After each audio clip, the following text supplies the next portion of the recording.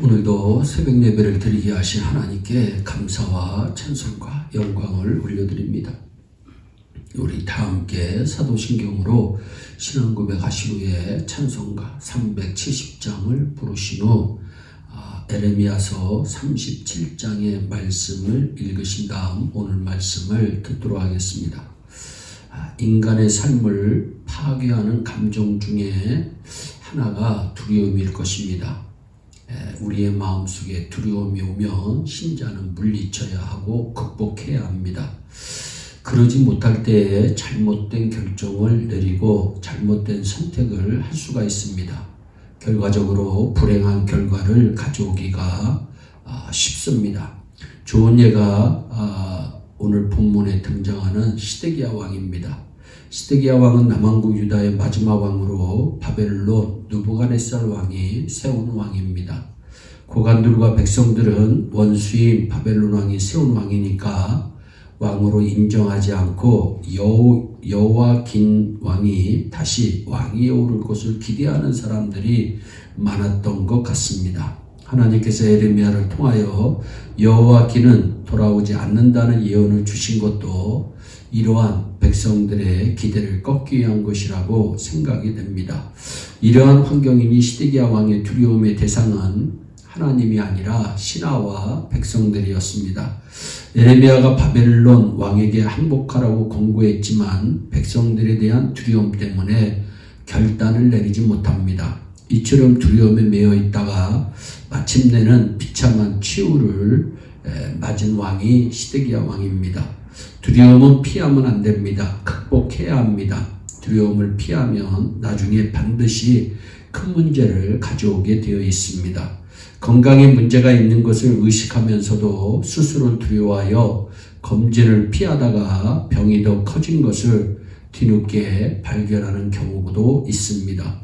하나님의 자녀들은 특별히 두려움의 지배를 받아서는 안 됩니다. 우리가 받은 영은 두려움의 영이 아니기 때문입니다. 하나님의 백성은 무엇도 누구도 두려워할 필요가 없습니다. 딱 한 분만 두려워하면 됩니다. 하나님 한 분이십니다.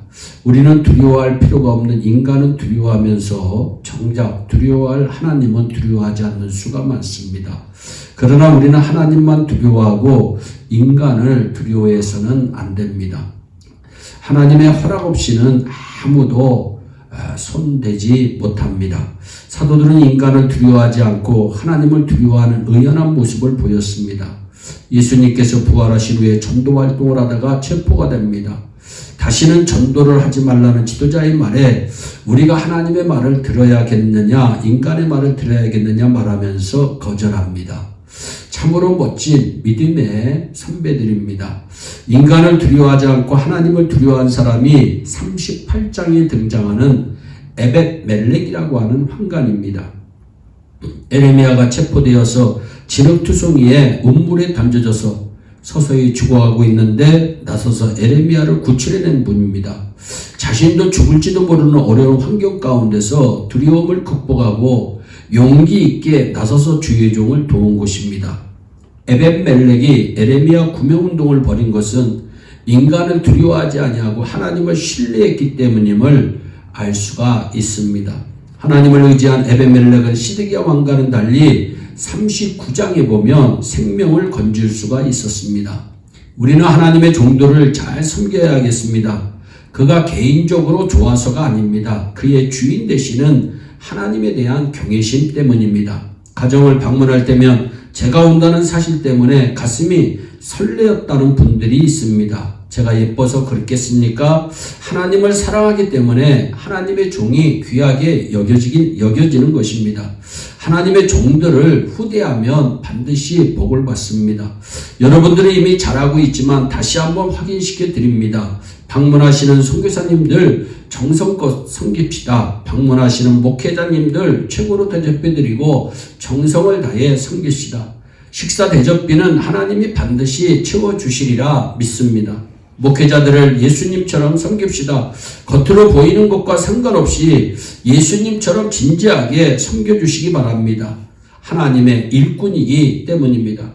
하나님의 일꾼을 잘 섬길 뿐만 아니라 하나님의 종이 어려움 가운데 있을 때에 무관심하게 있지 말고 이들을 적극적으로 도우시기 바랍니다.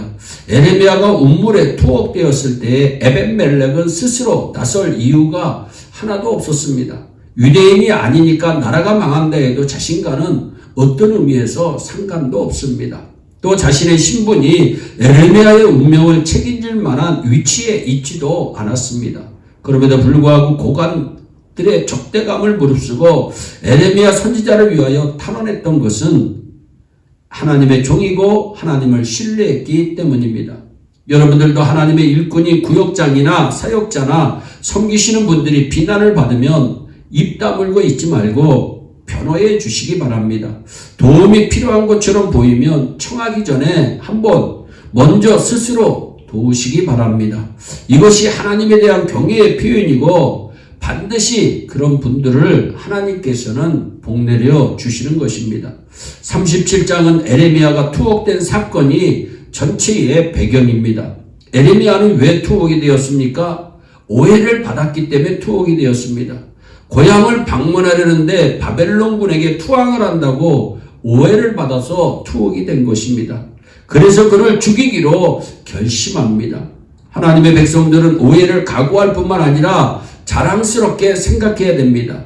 하나님의 백성들은 세상 사람들이 보지 못하는 실체를 보고 전능하신 하나님의 복도를 따라 사니까 안 믿는 분들이 볼 때에는 이상하게 보일 수 있습니다. 이해가 안 갈 수도 있습니다. 그러니 오해받는 거 어찌 보면 당연해 보입니다. 그러나 이러한 오해를 두려워하여 세상 사람들의 사고나 습관을 쫓아서는 절대로 안 됩니다. 우리는 세상을 변화해야 할 사명이 반드시 있기 때문입니다.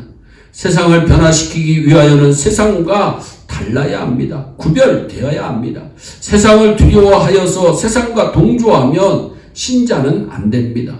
세상과 동화에서 차이를 내지 못하고 세상을 변화시키지 못하는 사람을 예수님께서는 짠맛을 잃은 소금이라고 표현하셨습니다.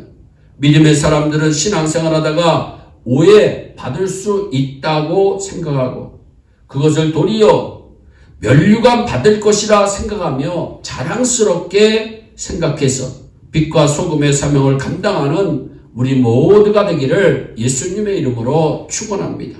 기도하겠습니다. 사랑의 하나님 참 감사합니다. 이 세상을 살다 보면 두려워하는 마음이 우리 마음에 들 때가 있습니다.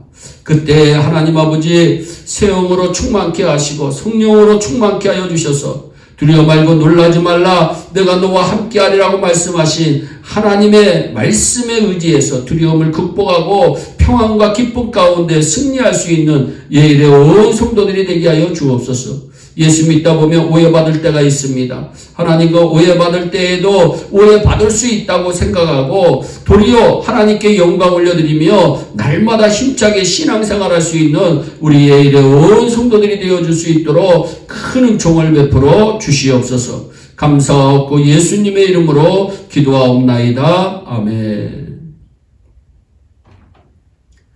우리 다 함께 주기도문으로 예배를 마치시고 각자 개인 기도하신 후에 오늘도 주 안에서 승리하는 복된 하루 되시기를 바랍니다. 감사합니다.